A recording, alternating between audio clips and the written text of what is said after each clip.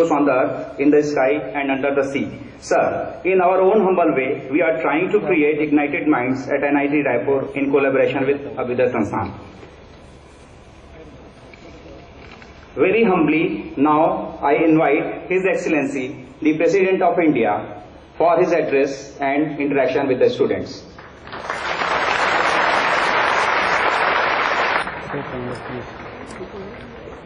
Friends, good evening to all of you. I have talked to nearly 500,000 students, and so far I have met at various circumstances, and first time I am in the school, National Institute of Technology, and with a different view. That is how we learn technology, we become experts in technology. Is it sufficient? I'm very happy to see the Raipur students of National Institute of Technology, you are asking this question. Becoming an engineer, becoming a technologist, and becoming a CEO, and became a great managers, leaders, that's where does it end in one human life? That's question. Some of you students go to Abhyuday Sansthan at Chodi and get Nagarajji's views, how everything is within us and how we can harvest the best within us. It is indeed is a beautiful message, and the institution like NIT involved in this. I'm very happy. I congratulate all of you.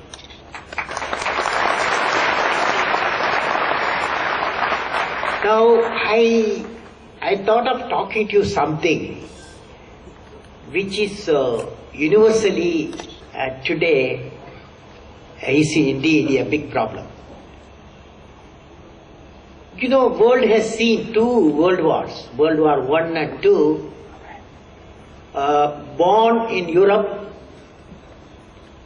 and came to Asia, and particularly Japan with the nuclear warfare. That is the Second World War. Then United Nations was formed in 1945 with the mission that any conflict within the nations, after all, conflict within the nation starts from conflict with people, then it goes to the conflict of the nation.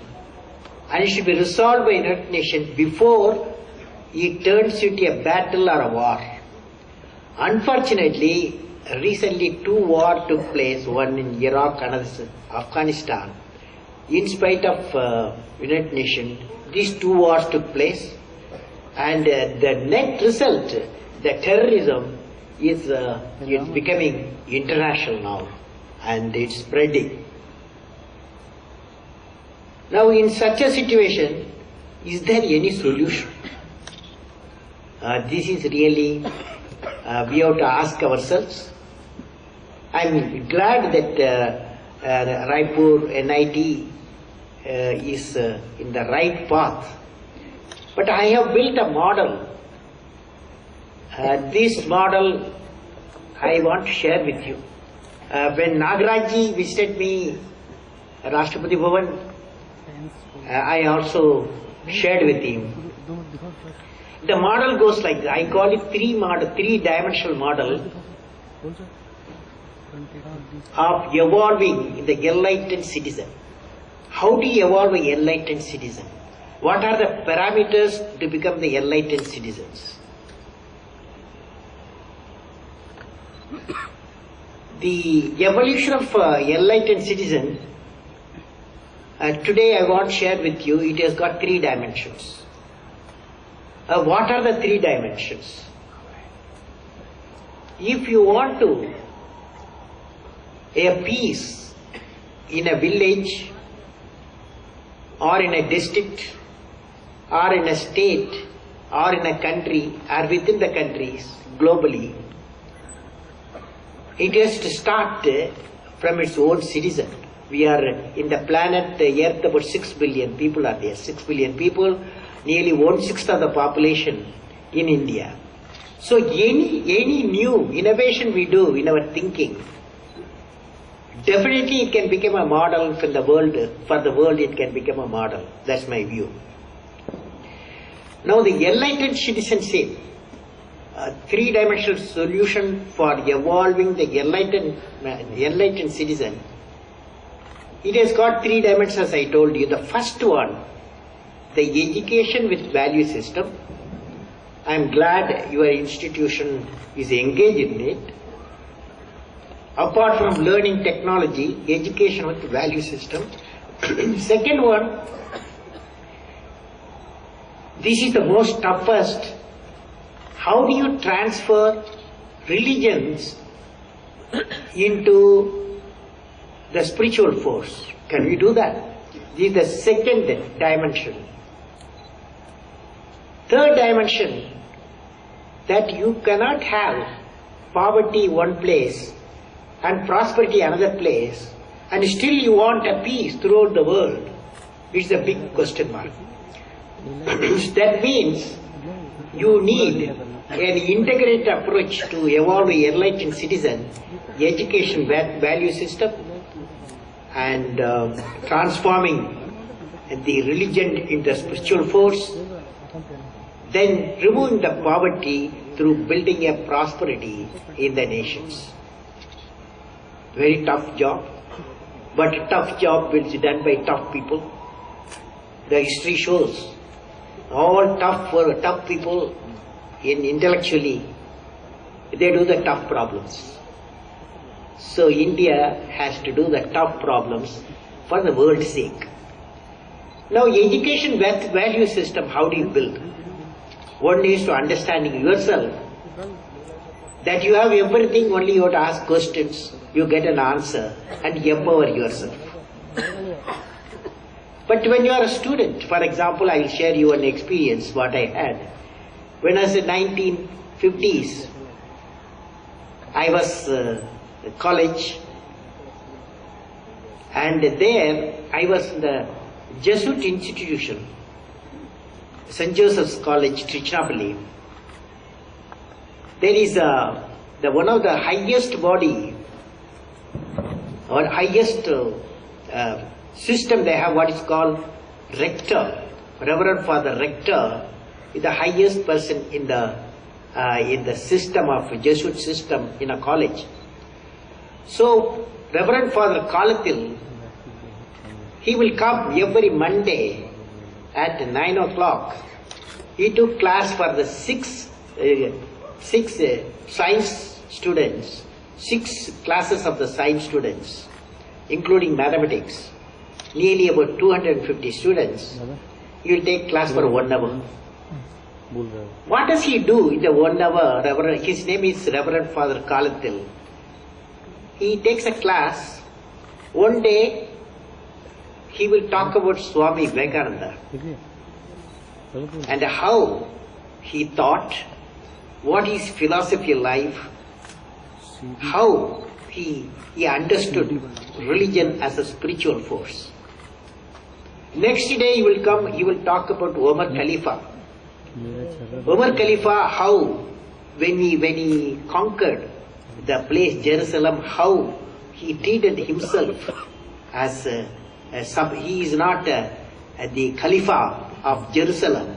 He is one of the citizens, and his way of life highly spiritual.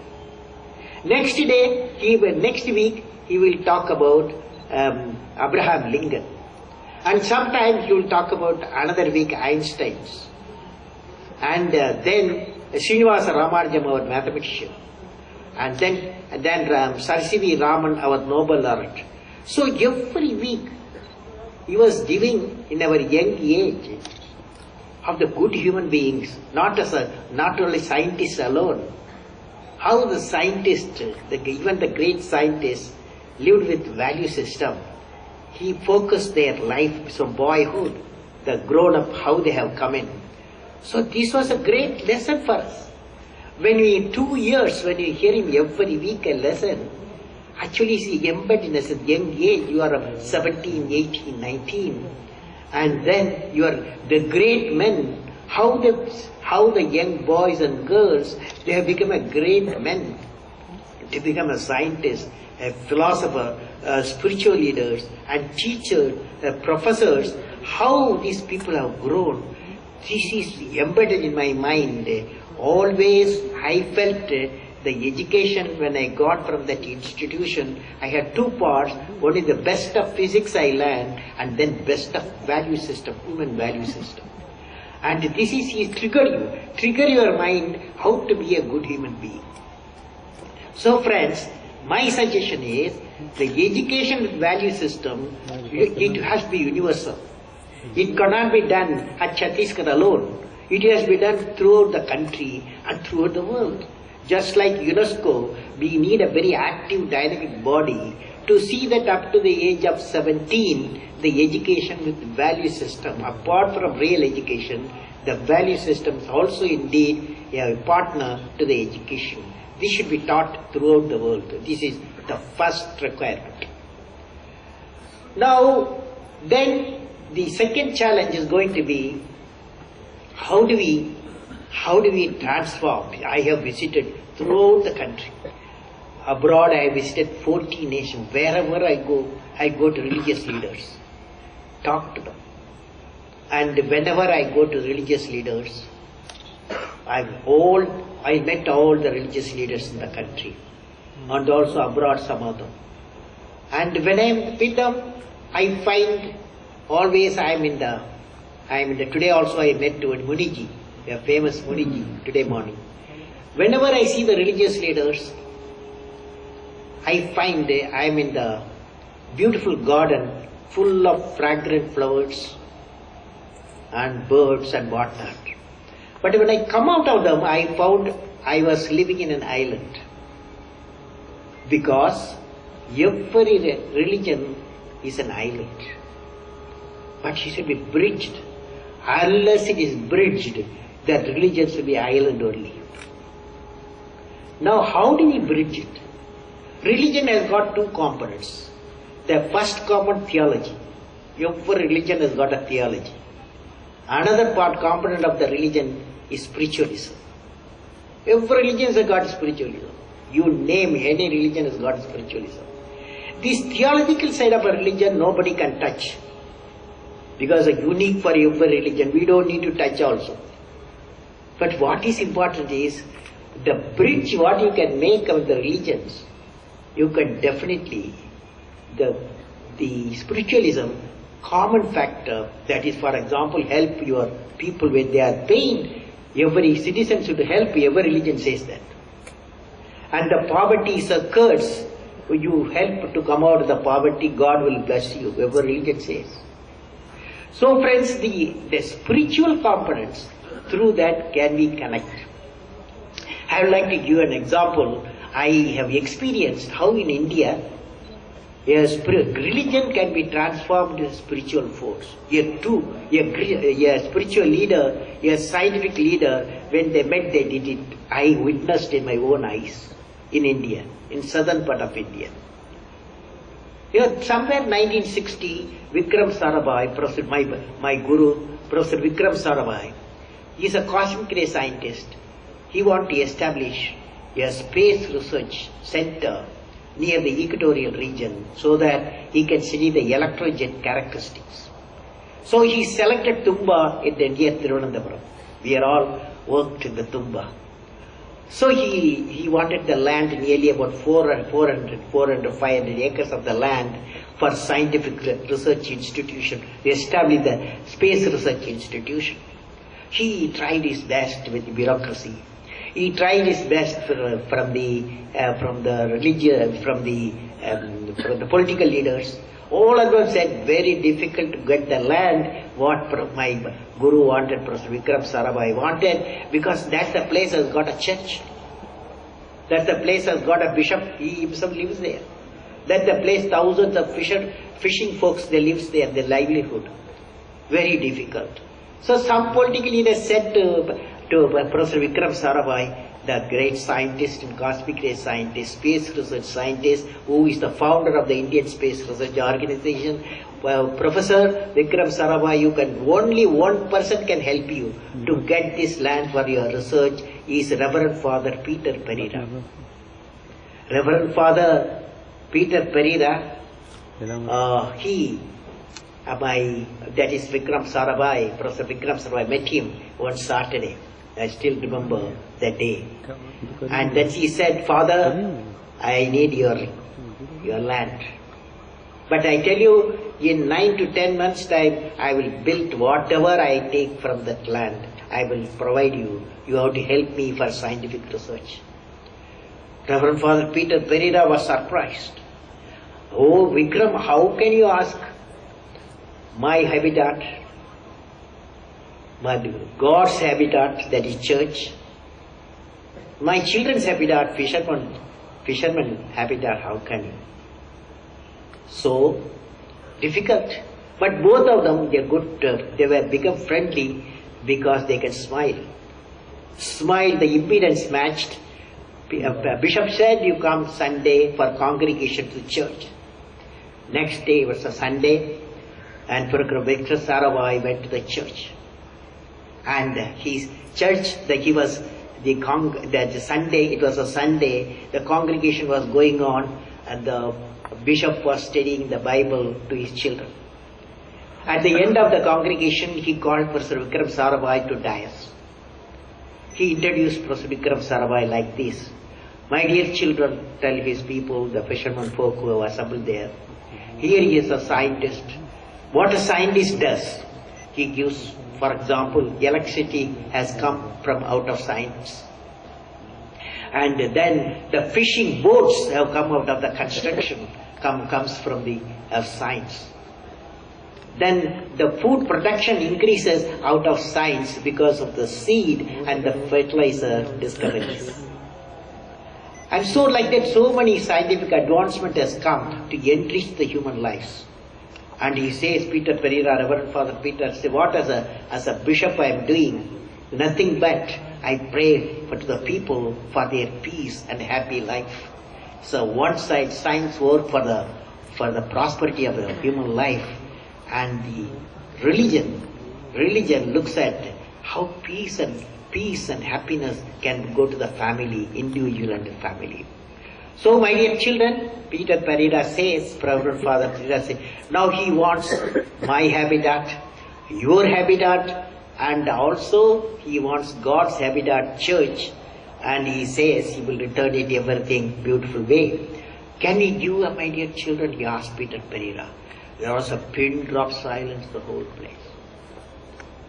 And then suddenly all the people who come congregation got up. We Amen, they said. It means the church was given for the scientific research. What if today among us, Professor Vikram Sarabhai is not there, Reverend Dr. Peter Bernard Pereira is not there, but those who are responsible for creation make the flower blossom will themselves to be a different kind of flower as described in Bhagavad Gita.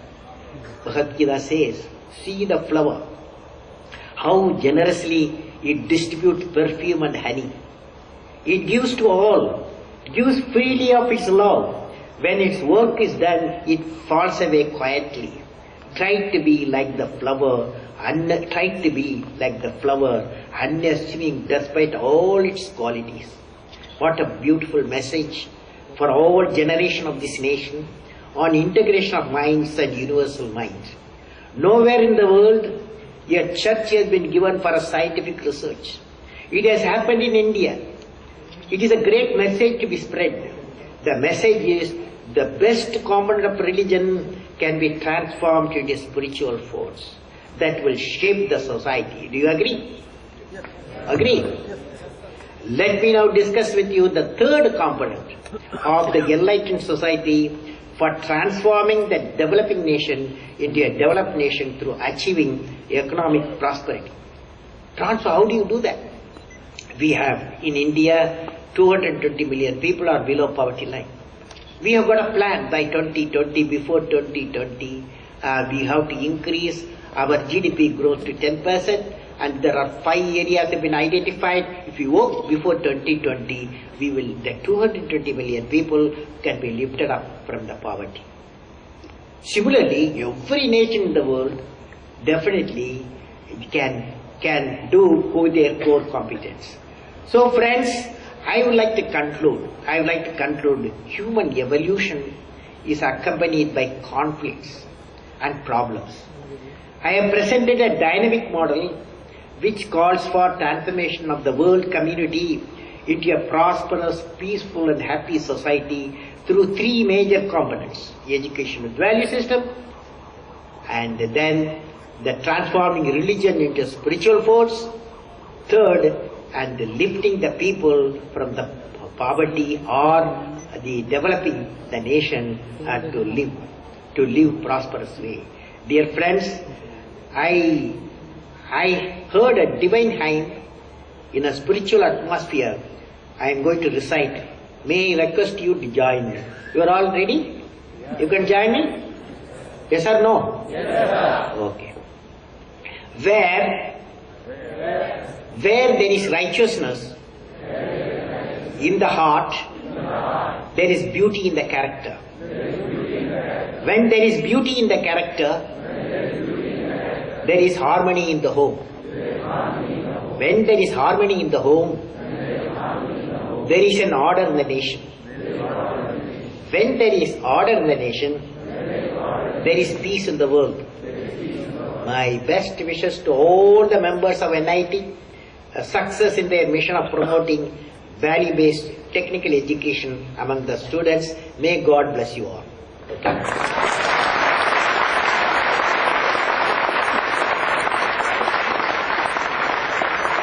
Now I have sufficient time, don't have number of questions I have received you. One question can you ask Wali Muhammad Khan? Where are you? Where are you? Yes, sir. Speak. What do you ask? 2 questions. We ask only 1 question. Sir, I want to ask you a question about Vision 2020. Yeah. In the building of entrepreneurs, so that the dream can be succeeded. Now I have a ministry along with a degree course, along with every degree course, including technical education. There is a need for a full-fledged entrepreneurship course of 6 months duration with the award of diploma. That is, when a person goes from the college, he not only will a degree, he will have a diploma.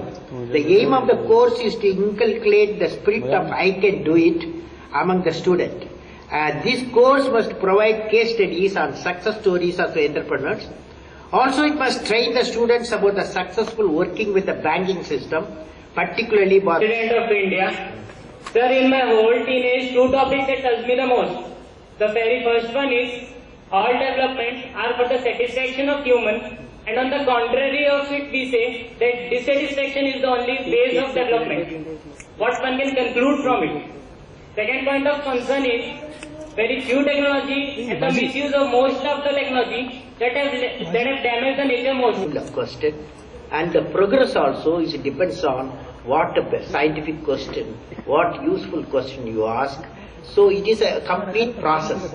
For example, when you see the aircraft flying, an aircraft can carry passengers, aircraft can carry the bombs also, but the aircraft technology is innocent. Aircraft technology innocent, but the user can make it a fighter, make it a bomber, or he can make it a passenger jet or a fighter. So it looks to me that there only the value system comes. You'd say the nuclear technology, nuclear science, it gives the light, it increases the food production by irradiation, it treats the cancer, it also makes the bomb. You take the fertilizer increase the food production, and then at the same time it can do the chemical weapons also. So it is science leads to technology. The technology has to be used by people who have certain capacity to look at the peace of the nation, to keep the peace of the nation and the happiness of the people. Okay? And next, last question. Last question. Shubhanka Banerjee. Should deal with or how I should live in harmony with my relations, especially in family. And sir, so how can I be successful in living my relations perfectly in future? I have a feeling that I have given you one experience in my class, humanity institution. The education with the value system is very important. And second thing is, you should be the institution like NIT or any IIT or any institution. Definitely they should see the good human beings are being in contact with students. As students interact with the good human beings. The second thing. Third thing, you should be lucky enough to have a joint family system, and your way of life will improve if you are the joint family system. Okay? So these are the things. Now, Thank you, sir. Now I would like to other questions you can send me to my website Gmail. Website is www.presidentofIndia.nic.in. I will definitely answer within 24 hours. Wish you all the best. God bless you all.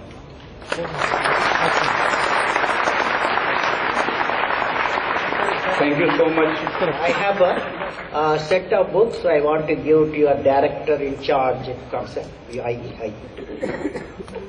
For your university library. For your university library, these are the books I would like to.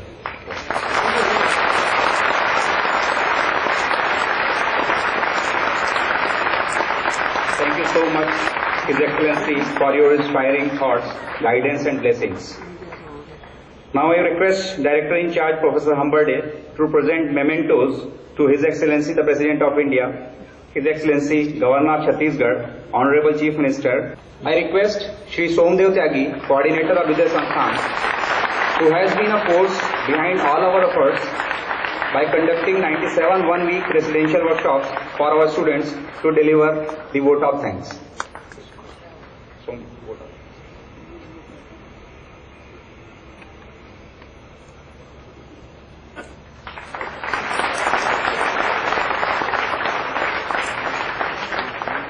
Somji, please deliver the vote of.